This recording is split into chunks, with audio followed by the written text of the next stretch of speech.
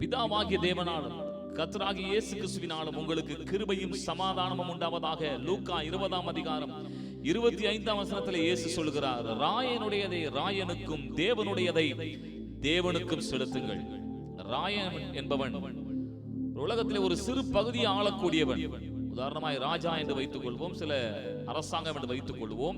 உலகத்தின் ஏதோ சிறு பகுதியை ஆளக்கூடியவர்கள். ஆனால் தேவனோ சர்வ லோகத்தையும் ஆளுகிறவர். அவர் சொல்லுகிற வார்த்தையை பாருங்கள், இந்த உலகத்திலே உங்களை ஆளுகிறவர்களுக்கு செலுத்த வேண்டிய காரியங்களை செலுத்தி விடுங்கள். அதே போல சர்வலோகத்தையும் சகலவற்றையும் ஆளுகிற தேவனுக்கு செலுத்த வேண்டிய காரியங்களையும் செலுத்திவிட வேண்டுமா?